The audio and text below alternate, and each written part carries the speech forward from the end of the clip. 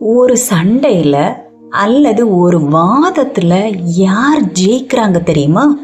அதிகமா கத்துறவங்க இல்ல. யார் ஒருத்தர் ரொம்ப நிதானமா, அமைதியா, உளவியல் ரீதியா ஆதிக்கம் செலுத்துறாங்களோ அவங்க தாங்க சண்டையில ஜெயிக்கிறாங்க. இன்றைக்கு நான் உங்களுக்கு ஒரு அஞ்சே சப்கான்ஷியஸ் பவர் ட்ரிகர்களை பற்றி தான் சொல்லித்தர போறேன். இதை மட்டும் நீங்க உங்களுடைய வாழ்க்கையில கடைபிடிக்க ஆரம்பிச்சா குரலே உயர்த்தாமல் எந்த ஒரு டாக்ஸிக் மனிதர்களையும் அல்லது உங்களை கட்டுப்படுத்த நினைப்பவர்களையும் ரொம்ப ஈஸியா நீங்க உங்களுடைய கட்டுப்பாட்டுக்குள்ள கொண்டு வர முடியும். ஆமாங்க, இந்த காணொளி முடியும் போது நீங்க ஒரு குவைட் டாமினேட்டரா தான் மாற போறீங்க. சரி, கடைசி வரைக்கும் எதையும் மிஸ் பண்ணாம பாருங்க. வணக்கம் அண்ட் வெல்கம் டு கதை பாக்ஸ் தமிழ் சைக்காலஜி. நான் சுதா. இன்றைக்கு நாம இந்த காணொளியில பார்க்க போறது ஸ்ட்ராட்டஜிக் சைலன்ஸ் மற்றும் சப்கான்ஷியஸ் பவர் ட்ரிகர்ஸ்களை பற்றி தான். அமைதி அப்படிங்கிறது வெறும் அமைதி மட்டுமே கிடையாதுங்க.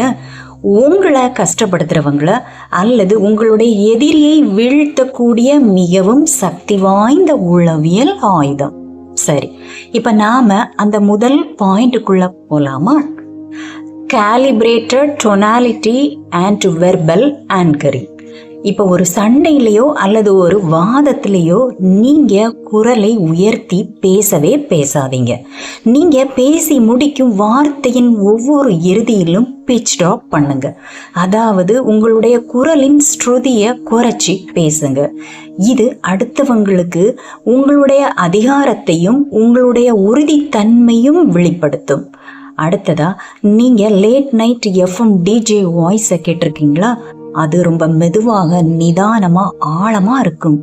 இப்படி நீங்க பேசினா எதிரில் இருக்கிறவங்க மூளையில பதற்றத்தை உண்டாக்கும் அந்த கார்டிசோல் ஹார்மோன் சுரக்கிறத குறைக்கும்.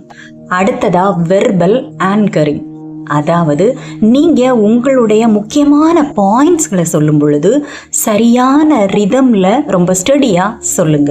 எதிரில் இருக்கிறவங்க எராட்டிக்கா, அதாவது பதட்டமா, தாறுமாறா பேசினா கூட நீங்க ஸ்டடியா ரிதமிக்கா பேசும் பொழுது அவங்கள இது ரொம்ப சைக்கலாஜிக்கலா பலவீனப்படுத்தும் அப்படிங்கிறத தெரிஞ்சுக்கோங்க. இப்ப ரெண்டாவது பாயிண்ட் என்ன தெரியுமா? த விஷுவல் டாமினன்ஸ் ஷிஃப்ட். அதாவது இப்போ ஒரு சண்டையோ அல்லது விவாதமோ நடக்குது அப்படின்னு வச்சுக்கோங்க. நீங்க எதிரில் இருக்கிறவங்களோட கண்ணை ரொம்ப ஸ்டடியா நேரா பாருங்க. இந்த இடத்துலதான் நீங்க அந்த ட்ரையாங்கிள் காஸ் டெக்னிக்கை பயன்படுத்தணும். அதாவது எதிரில் இருக்கிறவங்களோட கண்ணை ஒரு கணம் இடது பக்கமும் வலது பக்கமும் அப்புறம் 2 கண்களுக்கு நடுவுல இருக்கக்கூடிய பகுதியையும் மாறி மாறி பாருங்க. இது அடுத்தவங்களோட மைண்ட்ல என்ன சொல்லும் தெரியுமா? நீங்க மிகவும் அதிகாரமிக்கவங்க அப்படிங்கிறத எடுத்து சொல்லும். அடுத்ததா, எதிரில் இருக்கிறவங்க ரொம்ப பதட்டமா, ரொம்ப ஆக்ரோஷமா கத்துனா கூட நீங்க உங்க முகத்துல எந்த பயத்தையும் காமிக்காதீங்க. நீங்க ஒரு காமா, கியூரியாசிட்டியா உங்க முகத்தை வச்சுக்கோங்க.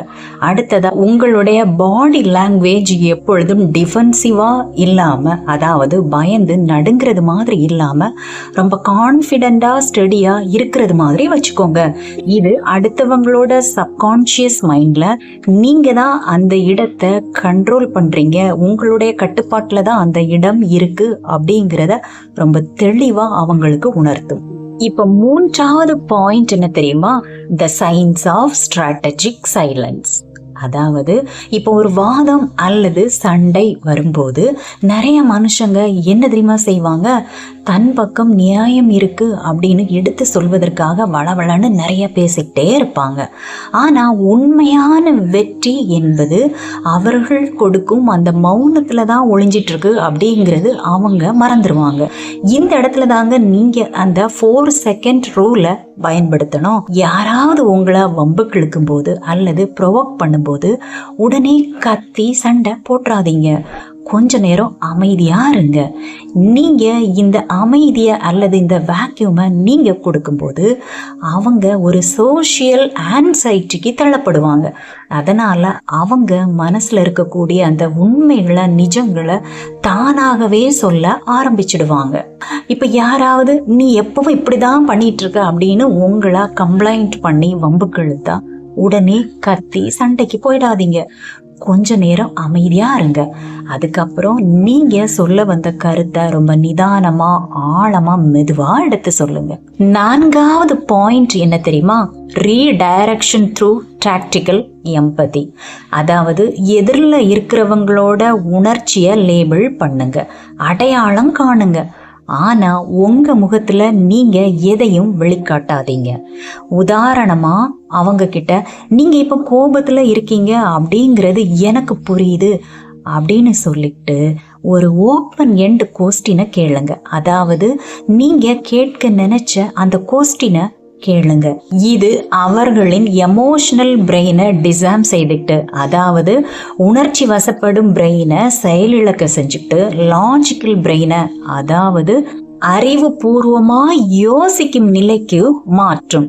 இது அவர்களின் பிரச்சனைய சுருக்கமா சொல்ல வச்சுக்கிட்டு நீங்க தான் அந்த இடத்த அந்த சிச்சுவேஷனை கண்ட்ரோல் பண்றீங்க அப்படிங்கறது அவங்களுக்கு உணர வைக்கும். இப்போ 5வது பாயிண்ட் என்ன தெரியுமா? The exit strategy of final authority.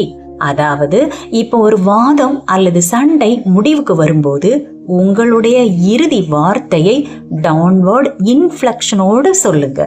அதாவது குரலை தாழ்த்தி அழுத்தமா சொல்லுங்க. இது அவர்களுக்கு இந்த சண்டை அல்லது வாதம் முடிவுக்கு வந்துவிட்டது அப்படிங்கிற சிக்னலை கொடுக்கும்.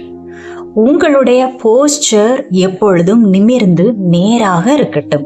அதுக்கப்புறம் நீங்க முகத்தில் ஒரு சிறிய புன்னகையுடன் அல்லது தலையசைப்புடன் இந்த விவாதத்தை, இந்த இன்டராக்ஷனை முடியுங்க.